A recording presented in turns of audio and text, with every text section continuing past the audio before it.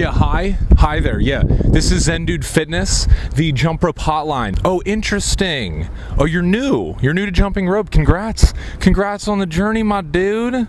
Hell yeah. So what seems to be the problem? Ah, very interesting. Okay, so you think because you're a beginner that you're not going to learn how to be able to jump rope? Ha! Ha! Brandon, we have another one. Ha! We have another one that thinks you're not going to be able to jump. Ha!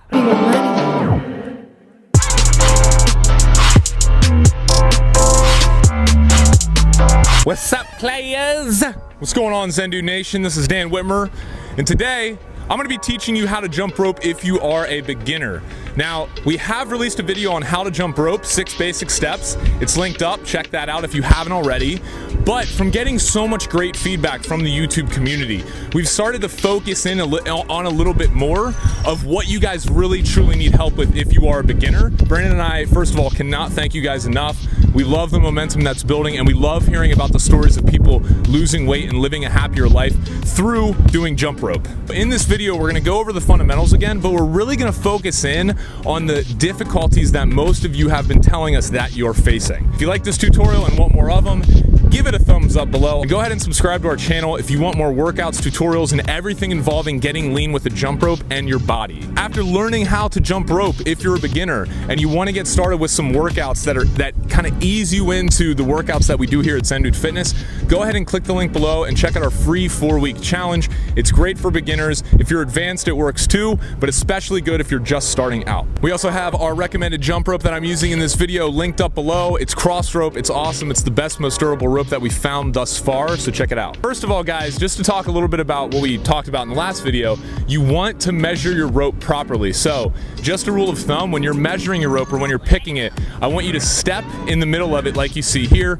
pull it up to the sides, like right in your armpit, and the rope cable should actually be right around the nipple area, the upper chest area. This is a rule of thumb. You want to pick a rope that is 3 feet taller than your height. So I'm 6'3", so every rope that I use is right around 9 feet 3 inches. As you can see here, as I'm just doing regular bounce, I'm up on my toes. My feet are not coming more than an inch or two off the ground. My knees are bent slightly, cushioning my impact so my joints don't get hurt. My elbows are in, and my hands are jutting out to the sides of my hips, and my wrists are controlling everything. Now, a mistake that most people make when starting out that we get a lot of feedback about is they do 2 jumps, as you see here, for every time the rope swings around. I want you guys to get rid of this mentality and start. It's the easier way to jump rope, but it's not the correct way. And if you start off doing that, it's gonna be a lot harder to get yourself into just doing 1 skip for every rope turn. Okay, so what I want you guys to do is start off by just hopping. 1,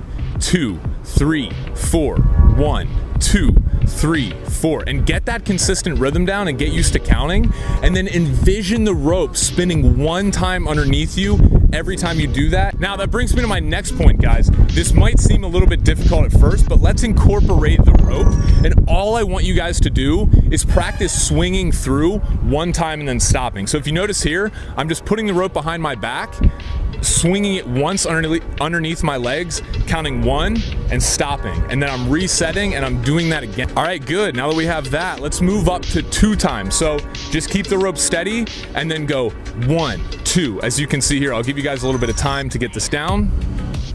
And as you see here, I'm just going 1, 2, and then stopping. 1, 2, and then stopping. Good, guys. Now I want you to move up to 3. 1, 2, 3, and stop.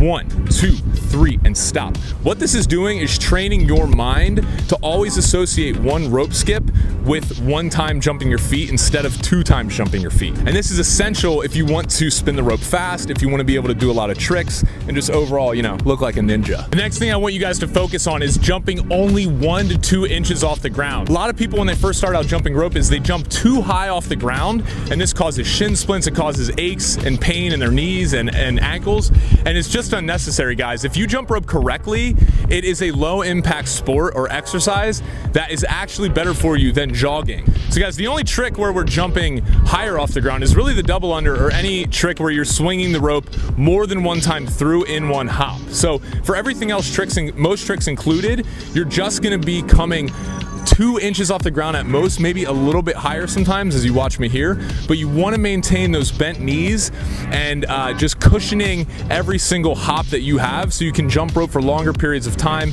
without any pain. So guys, I want to talk about your arms. Now, a lot of people, when they start out jumping rope, they have these very stiff arms, as you can see here in this footage. And what this does is it does not allow the rope to be tight when spinning around them. So they're really working their shoulders super hard. But the problem is there's no forearm or wrist action, so the rope is not spinning around tight.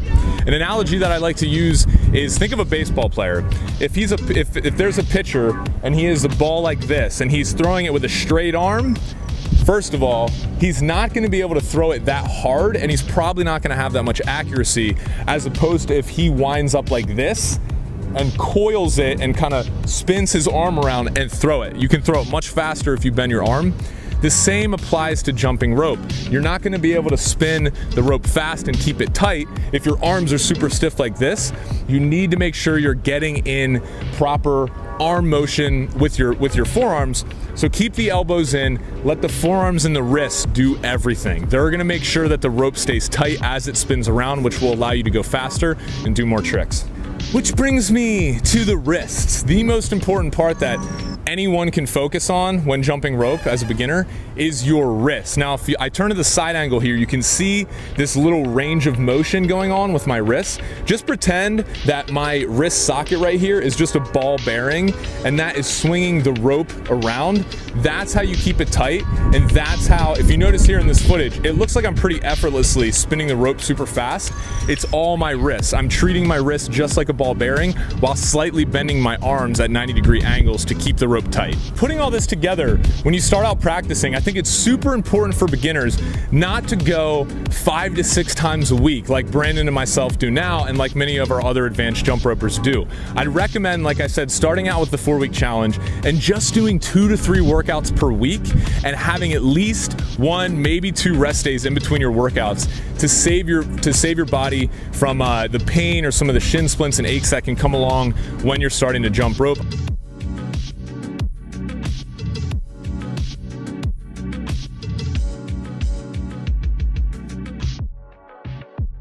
Yeah, I know, okay, and my mic's also still broken. Brandon like freaking left to LA and left me with this one. What a friend, huh? Calls me his brother. I don't know where the brotherhood is there, you know? Whatever.